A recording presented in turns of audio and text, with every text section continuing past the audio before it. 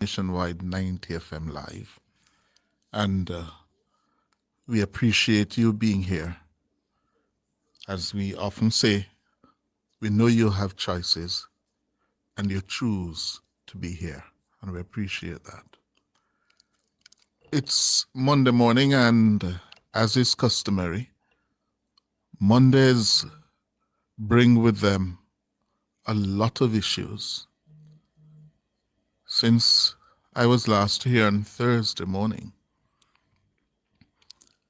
a number of issues have intensified, emerged. Surely, the matter of the people's buses being stoned, in several incidents since last Thursday, is a very, very disturbing and worrying development in the country. Because it's not the first time JUTC buses are being stoned. Let's get that clear. What is different this time? It is happening in the context of the raging debate over the government's new school bus program. The political tussle, the political quarrel, row that has erupted over the school bus program. And the stonings are being seen in that context, that it is all political. One can never be sure. One can never be sure. But at the heart of this issue is what is happening in the minds of those who stone the buses. What is happening in their heads? What is motivating them? They don't see the connection between that these buses are for their own good, the good of the public. It is not about a GLP or PNP bus. It's our buses, our monies. Whoever you want to give political credit for, that's another issue. But certainly, as a Jamaican, as a citizen, this can't be acceptable, whoever is doing it. To the point where there was a period on the weekend when the JUTC had to suspend its services. And surely, the People's National Party, whose supporters are being accused in the communities where the buses are being stoned, they have their network of people in these communities to make the word be known. Don't do it. Stop it. The PNP has a network in these communities who can get the message out. Stop it. It is political. It is embarrassing to the PNP. All the communities where the buses are being stoned are known communities with strong loyalties to the PNP. It doesn't necessarily mean that the PNP has sanctioned this. That's not what it means. It means that you may have some supporters who feel enthusiastic, think they're doing their party a favor and deciding to do this. Well, the PNP's network must get to work to tell them, stop it.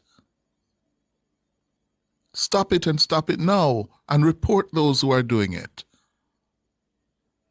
I'm learning this morning from ACP Gary McKenzie that a juvenile has been arrested in connection with one of the recent stoning of the buses. The security forces are very serious about preventing this, and in fact, we have to increase our patrols in areas where we have noted those incidents that have happened. Already, we have a juvenile in custody that we believe to be one of the persons who have committed that offense. But we know that there are other persons, and we are going to be very serious when they are caught. We have to ensure that we protect transportation in this country. It is one of the means of ensuring that we continue to develop, sustain ourselves. And of course, it is the means by which the average Jamaican has to move around. ACP Gary Mackenzie, at least 8 of the buses that were added to the JUTC fleet last week have been damaged as a result of this series of stonings. Yeah? Friday, 4 of the buses were stoned on Friday evening on the boulevard in the vicinity of Marvelly, Drewsland, and Headley Avenue. Yeah? ACP Mackenzie says that in addition to increased patrol in the hotspot areas, surveillance is being used to track down the criminals. We are trying our best to be vigilant, and we are utilizing all our resources. Not only are we doing patrols in the area, but certainly we will be using our surveillance apparatus to assist us. And where we find the persons, we will move very quickly to ensure that they are arrested and that they are taken before the court. We, as Jamaicans, this is something that all of us should come out and say that it should not happen. And as a matter of fact, I am appealing to all citizens who might have heard any plans to do this or seen any activity that suggests that it may happen or it has happened to report it immediately to the police. That's Assistant Commissioner Gary Mackenzie. I notice the Commissioner of Police, Dr. Kevin Blake, has also condemned the attacks on the state-owned buses. Yes? He says the attacks represent a form of criminality that undermines safety and security in the country. Huh? So please, stop it. Then, last night in central Kingston, you know, I have been saying it. Others have been expressing similar concerns and fears that there are signs that the language being used from the platform, also this behavior, conduct, the tearing down of posters, the nastying up of some places where the, not posters, because the posters are quite nice to look at, but it is the wrapping of the orange cloth or green cloth along the roadways in some communities that is triggering tension and concern whether this election is about to see acts of violence erupting in some constituencies. And what happened in central Kingston last night, one hopes that it was not a political act. Yes? I'm learning that the commanding officer for the area, Beresford Williams, is saying that the shots were fired during an altercation among a group of men who were nearby the JLP meeting in central Kingston last night. The head of the Kingston Central Division is Superintendent Beresford Williams.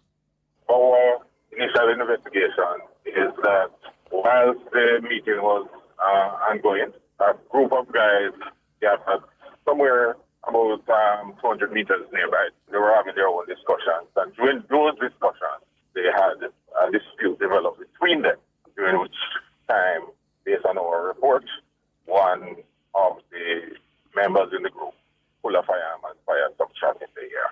Was anybody injured? No one was injured. Were you able to find the person who fired the gunshots? No, we are still doing it's early days into the investigation, so that's something we're working on now. And what about the political meeting that was underway by the JLP? Was anybody injured there? I saw what appeared to be a stampede for a moment. No. Based on our report, there was no injury, and outside of the gunshot, there was no incident. That meeting ended incident-free outside of those gunshots. Superintendent Beresford Williams there speaking this morning with Tonna Thomas. He says the political campaign in central Kingston so far has been incident-free. So far, the campaign in the debate have been intense, and we have not had any incident at all, apart from complaints of people moving, tearing down posters and so. And we can assure persons that based on what we have seen so far, they have nothing to worry about. We, as the police, we will be meeting this morning in a short time to just assess the deployment strategy we had last night to see if there was anything we could have done differently so as to ensure that patrons who attend these meetings are safe. Have you met with the two standard bearers in that constituency? Are they jointly bringing a message of calm, peace, safety in the area ahead of the general election? Yeah, so we did meet with them 2 Tuesdays ago, just to deal with the issue of the complaints of posters being torn down. And we used the opportunity to remind them of the sort of posturing we would want. Generally, the Kingston Central have been enjoying a period of sustained peace and quiet, and we would want to ensure that continues through the election hearing and beyond.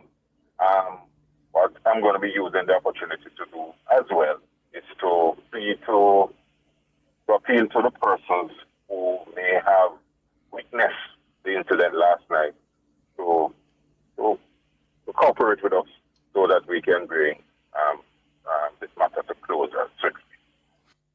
That's Superintendent Beresford Williams, the commanding officer for the Central Kingston Police Division. Yes? And if we can take any comfort from what Superintendent Williams says, it's not politically motivated. It was not politically motivated. Group of men arguing, a dispute developed, and one pulled his gun and fired shots in the air. Yeah. Time for the break. After the break, Lawrence Rowe, the former PNP constituency caretaker, turned Labourite, was at that JLP Central Kingston meeting last evening, and I gather he stole the show. What did he say? After the break.